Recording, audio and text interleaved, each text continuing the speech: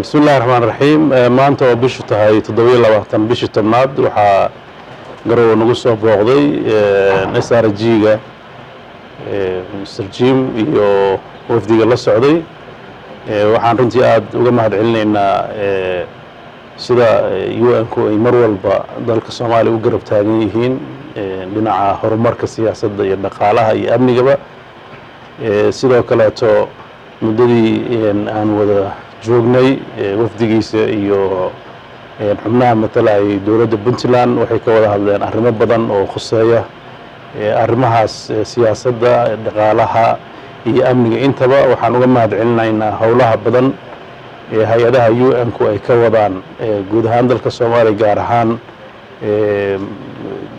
maamulka Puntland oo runtii muddo dheer soo socday haddana maraya meel aad u fiican waxaan isla eegnay meelaha u baahan in la sii horumariyo oo horumarka laga gaaray meelaha u baahan in habkii loo wada wax laga bedelo intaba waxaan ka yeelanaa aragti fiican sidoo kale waxaan aad uga sheekaysanay horumarka siyaasadeed ee dalka maanta u maraya iyo amni runtii dhinacyadeenuba waxay qirayaan in marxaladda hadda Soomaaliya ay ku jirto ay u baahan tahay wada hadal dheeri ah si arrimaha taagan qabyada ka ah horumarka siyaasadeed ee dalka aragti midaysan ay u wada yeeshaan dadka Soomaaliyeed iyagoo mar walba eegaya maslaxadda guud ee dadka Soomaaliyeed meel kasta ay joogto waxaan si dhow uga wada hadalnay sidii isu soo dhaweyn looga sameyn lahaa dowladda federaalka iyo xubnaha dowladaha federaalka ka ah xubnaha gaar ahaan arrinta Jubbaland oo runtii muddadii u dambeysay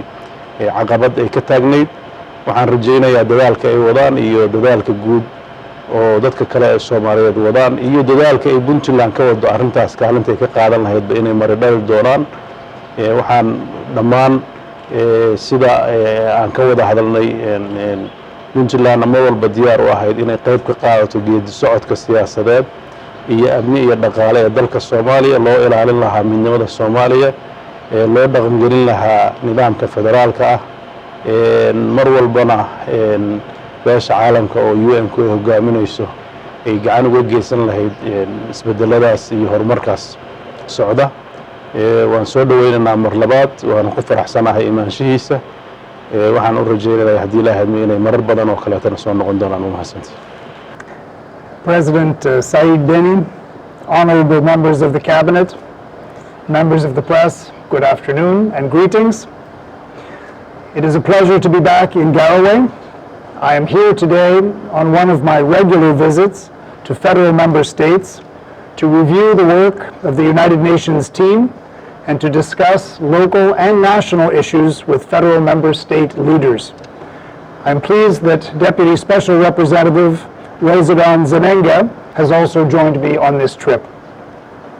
The United Nations presence in Garowe includes the United Nations Assistance Mission to Somalia, UNSOM, plus another 17 agencies, funds, and programs that work throughout Puntland to help its people. Key projects focus on support to local governments, cash transfers and cash for work for vulnerable populations, promotion of reproductive health, and response to the needs of internally displaced persons and host communities in Puntland, among many other programs.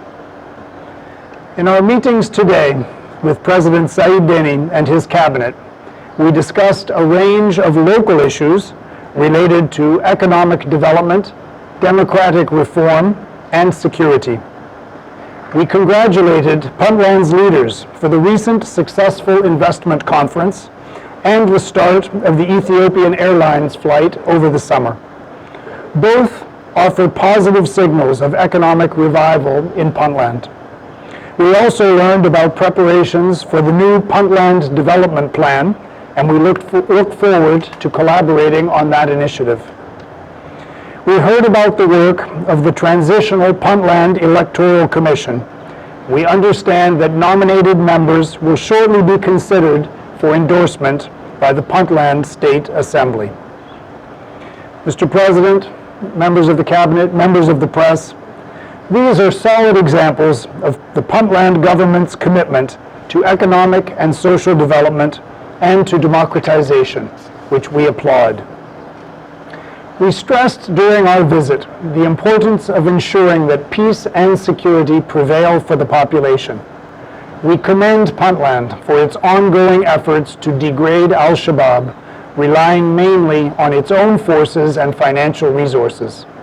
We continue to urge efforts to address differences over Sool and Sanag through dialogue with a view to peaceful resolution. Mr. President, honorable ministers, members of the press, regarding national issues, I reiterated that we strongly encourage all Somalis to work together toward achieving consensus on issues of critical importance. Priorities for 2020 include completion of the constitutional review, organization of national parliamentary elections, achievement of debt relief, and advancement of security gains against Al-Shabaab. Progress on these national issues requires an inclusive, sustained dialogue across all elements of society and at all levels of government, especially between the federal government and federal member states. We call, as a matter of urgency, for the federal government and all federal member states to resume cooperation in the interest of the Somali people, and we thank President Deni for his earlier efforts to mend the relations between the federal government and federal member states, for example, by convening the Garowe meeting in May. Puntlanders are rightly proud of the progress they have made in the past 21 years, since the establishment of their constitution, a first among Somali federal member states.